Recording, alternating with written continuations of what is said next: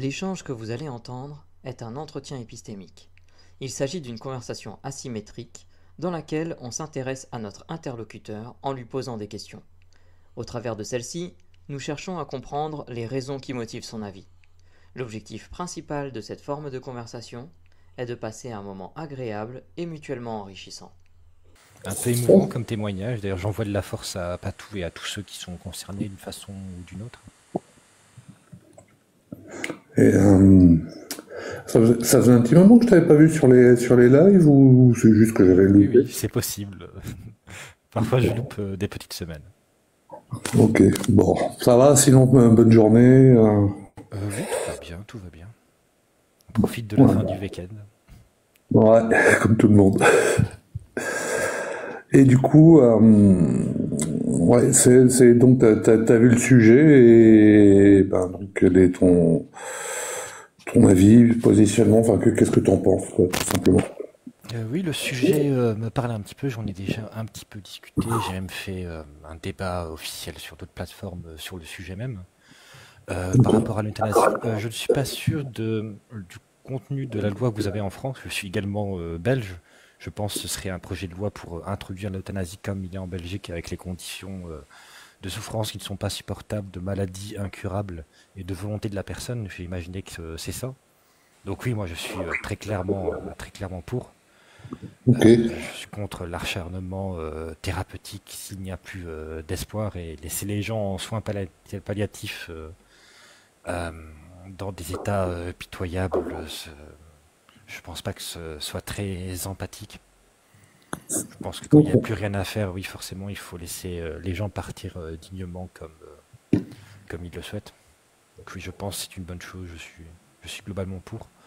Cependant, qu'on parle de l'aide active à mourir, eh bien, oui, ça dépend les conditions derrière. Je serais par contre très défavorable à une aide à mourir, donc à un suicide assisté concrètement.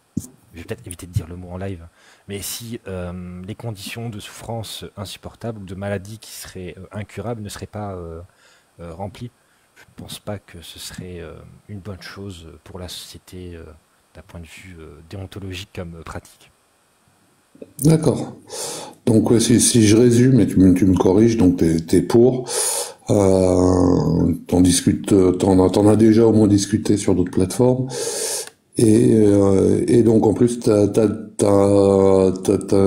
vois un peu comment ça se passe en Belgique. T'imagines que c'est dans des cas similaires sur la France que ça se mettrait en place.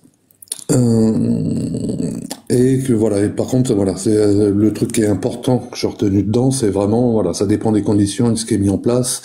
Et il y a des cas où tu trouverais ça. Ça pourrait être négatif en fait. Si j'ai bien compris, c'est juste dans c'est dans le cas où c'est le dernier recours en fait. C'est bien résumé ou il manque Oui, quelque pour chose. moi, c'est important les conditions de maladie, de problèmes qui ne seraient pas curables et de souffrances qui ne seraient pas supportables.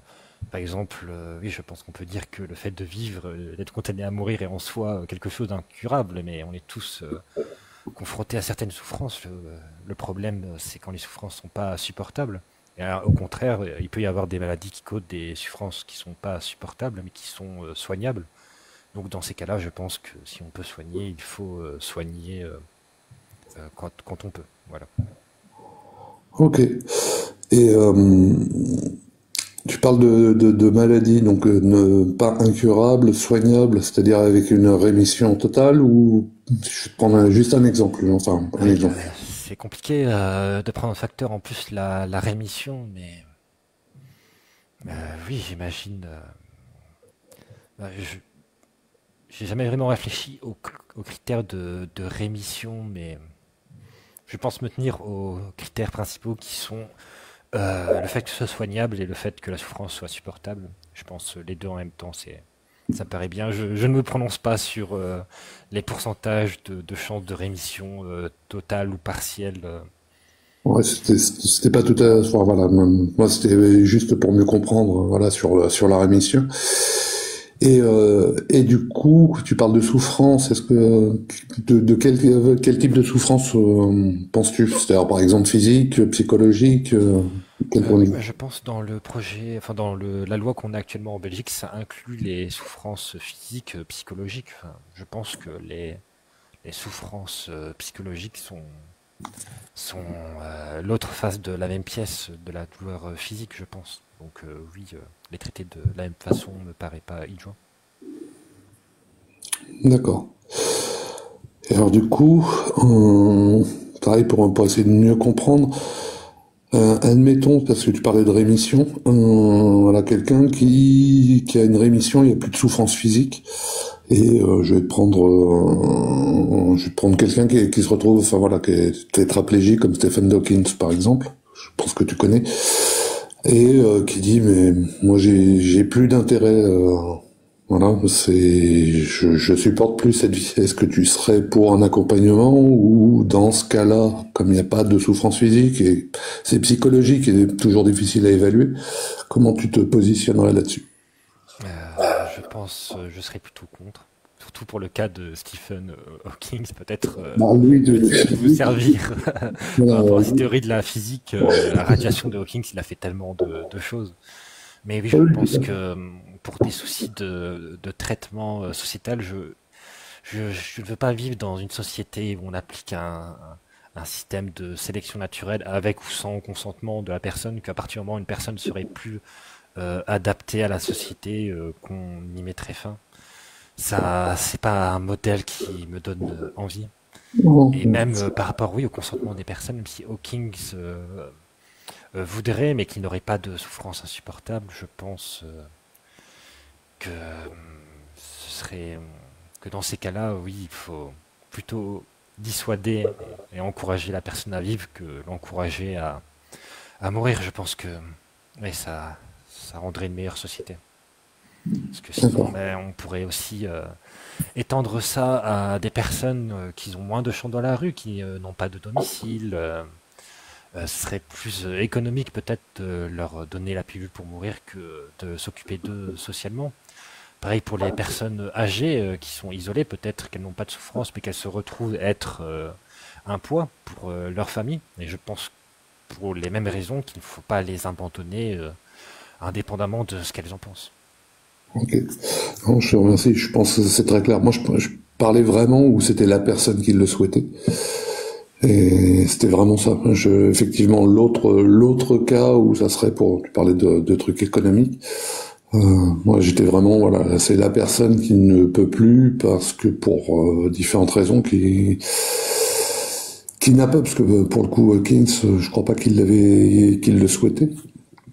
Il s'en accommodait bien. Moi, voilà, je parlais vraiment d'une personne, voilà, où sa souffrance propre, sans parler, parce que je pense qu'on a parlé, voilà, ça pourrait être aussi des fois peut-être pousser les. Si je comprends bien, pareil dans le truc, peut-être pousser les personnes parce qu'elles ne sont plus rentables et les motiver. Mais là, moi, le cas auquel je pensais, c'était vraiment la personne dit non, mais moi, il n'y a plus aucun intérêt. Oui, mais Voilà. je pense que s'il n'y a pas des critères derrière, ça pourrait s'appliquer à tout le monde et je n'aspire pas à ce que ça devienne une norme sociétale. Si l'euthanasie deviendrait une norme sociétale avec les conditions bien strictes, ce serait quand même beaucoup, beaucoup moins grave que si le suicide assisté deviendrait normalisé sans les conditions de souffrance et de soignabilité. Pardonnez mon français. Non, non, très bien, c'est clair. Euh, ok. Et du coup, alors bah tiens, juste donc si j'ai bien compris, t'es quand même très favorable dans les conditions que t'as toi-même explicitées. Et du coup, voilà, tu connais l'échelle. Tu es enfin tu es pour à combien quoi? Donc zéro, je suis contre, et 100% je suis pour. Et 50-50, ben voilà, je sais pas de trop. Il y a du pour, il y a du contre. Donc 50%. Tout, Pour tout si tu réussis. l'inclusion précise de l'euthanasie comme elle est encadrée dans la loi en Belgique, comme elle va bientôt l'être, j'imagine, en France, je pense être très confiant Je vais arrêter de me positionner à 10 parce que c'est pas propre méthodologiquement, mais je suis à 9,9, voilà. Je suis assez confiant. Ouais, d'accord. Et du coup, donc 9,5, c'est très fort. Je comprends que t'es pas à 10 parce que justement, voilà, tu gardes toujours un, un petit retrait. Et pourquoi tu t'es pas à 80 ou 85 par exemple? Qu'est-ce qui fait que qu'est-ce qui pourrait te faire baisser en fait? Voilà. Qu'est-ce qui pourrait me faire baisser? Ben, c'est que j'accepte pas les prémices, que mes prémices, mes postulats, ils changent. C'est que la souffrance, c'est quelque chose à éviter. Quand il n'y a Ok. plus rien à faire, autant laisser la personne partir si elle le souhaite.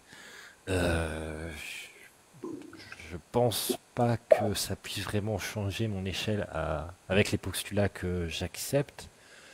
Mais pourquoi les gens pensent différemment? Ben souvent, on a un obstacle que les souffrances, c'est pas forcément quelque chose à éviter, ça peut être quelque chose à glorifier, ça peut être quelque chose de rédempteur qui soignerait nos maux, justement à notre fin de vie. Peut-être que si j'acceptais ce genre de thématique plus religieuse, je serais moins confiant. Mais non, pour moi, ce n'est pas le cas. Je pense que les souffrances sont évitées. Je pense, je crois en la cohérence de mon propos. Je ne pense pas qu'il puisse être très différent en fonction des postulats que j'accepte. D'accord. Ouais, c'est quelque chose sur lequel enfin, voilà, tu l'avais dit un petit peu en préambule, tu as quand même pas mal réfléchi dessus, quoi. Et tu as un peu devancé la question que j'avais justement. Mais voilà, je pense que tu as entendu les contre-arguments de certaines personnes que tu en connais. Est-ce que tu peux en citer un qui serait peut-être le plus fort? Est-ce que c'est celui-là de la croyance dans la souffrance rédemptrice ou est-ce que tu en as entendu d'autres qui pourraient avoir, enfin voilà, où tu as dû y réfléchir aussi beaucoup. Alors, C'est le meilleur argument. pour la souffrance rédemptrice, je pense pas qu'il soit, je pense pas qu'il soit très fort. Je pense que c'est le plus faible, même si c'est le plus commun, malheureusement, dans nos sociétés de culture chrétienne. Mais le meilleur, je pense que ce serait justement éviter la normalisation de l'euthanasie. Peut-être que on risquerait de ne pas respecter dernières volontés des personnes. Par exemple, je peux citer un exemple personnel. Ma grand-mère qui elle-même était en fin de vie, qui est chrétienne, qui ne voulait pas, voilà, qui voulait partir naturellement, Mhm. comme on dit. Classiquement, quand on sait qu'il n'y a plus rien à faire, qu'on est aux derniers instants, aux derniers jours, voire semaines si on s'acharne, eh bien, oui, le corps médical a quand même proposé à la famille d'injecter une dose suffisante en morphine, en nous prévenant que voilà, le cœur pouvait lâcher même si elle ne souffrirait pas.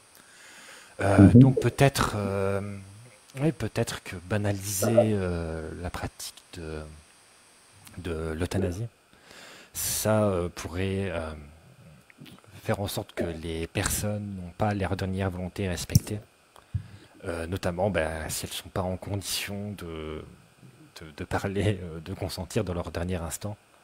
Je pense que ça pourrait être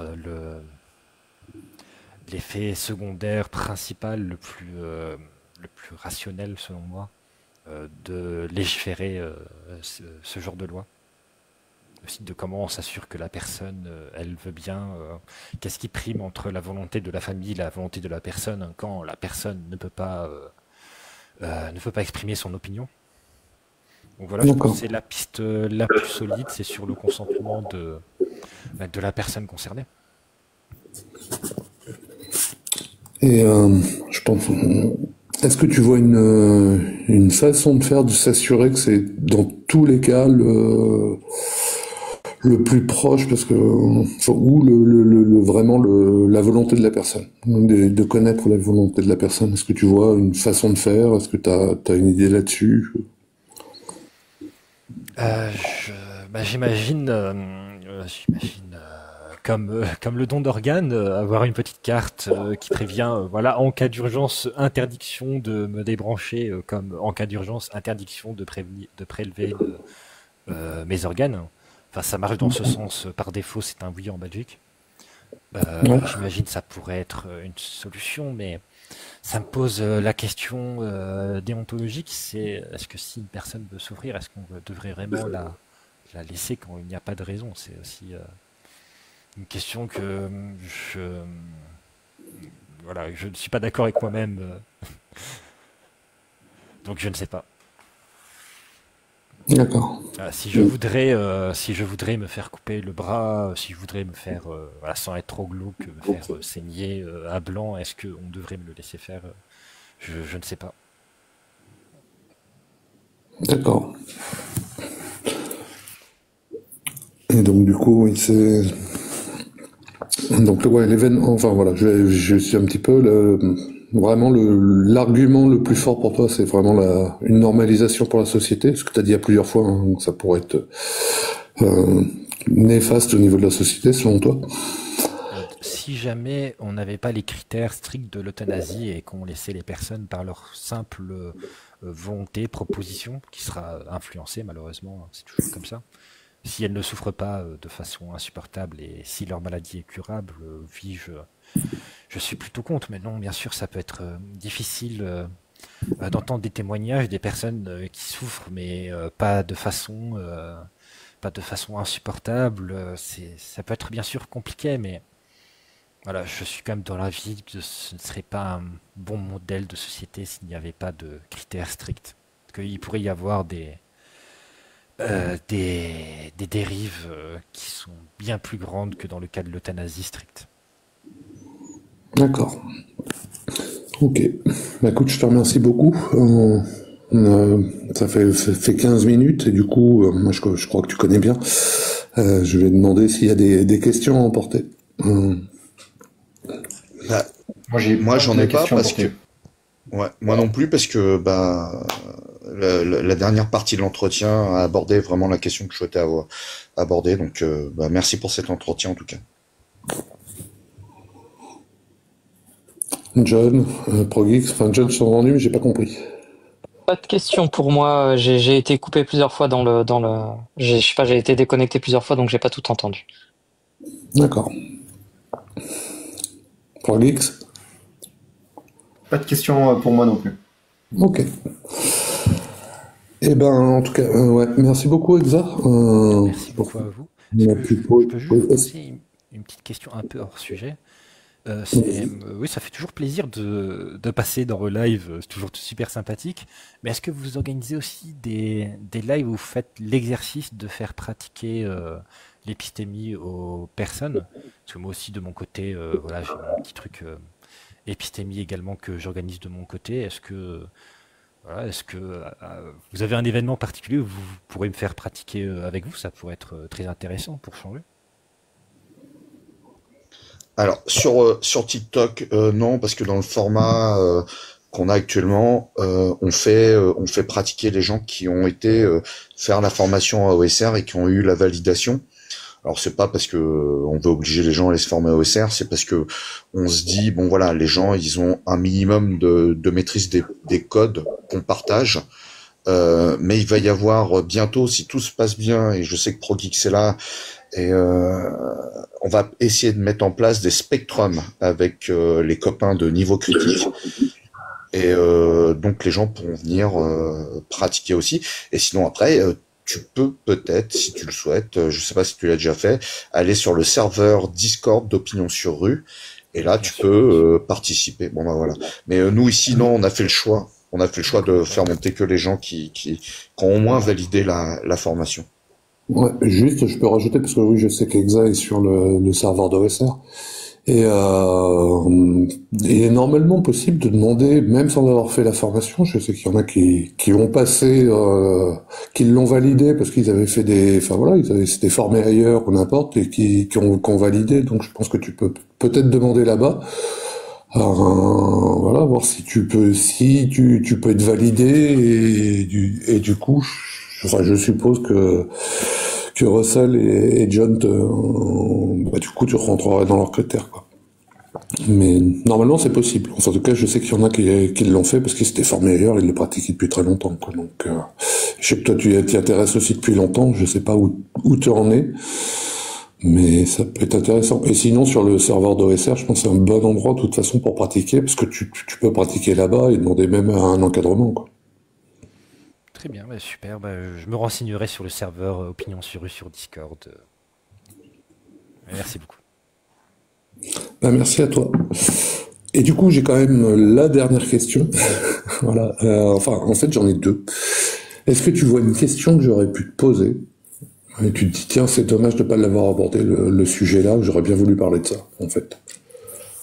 Pourquoi que je pense que l'opposition classique à l'euthanasie, qui est la souffrance rédemptrice, se rapproche du Christ, ce genre de choses, ou d'autres raisons, peut-être d'autres religions, pourquoi est-ce que je trouve que c'est une mauvaise raison? Alors c'est la plus populaire, donc pourquoi est-ce que je penserais que ce serait négatif?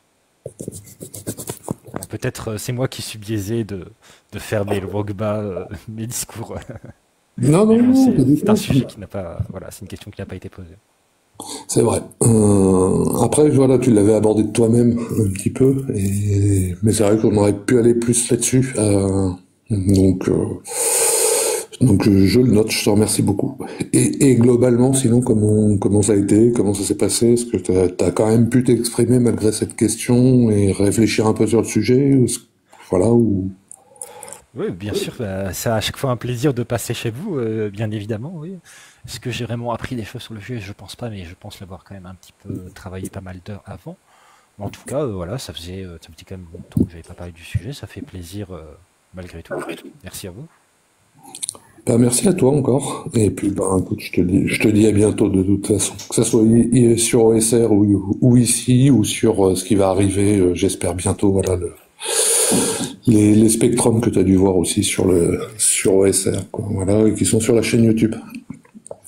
Et je vais en profiter juste pour faire un petit rappel aussi, mais je crois que tu le sais, voilà, parce que en fait, les entretiens sont republiés ou possiblement republiés sur la chaîne YouTube. Donc voilà, pour les personnes qui ne souhaitent pas que ça soit republié, bah, il suffit d'écrire à John, Russell ou moi et dire non, en fait j'ai bien réfléchi, je veux pas que ça soit dessus. Ou il a été republié, vous l'écoutez, puis vous dites bon, c'est pas terrible, hein, c'est pareil, même truc, vous pouvez contacter pour que ça soit retiré. Donc après publication, il n'y a aucun problème. Et je vais juste rappeler alors justement la chaîne YouTube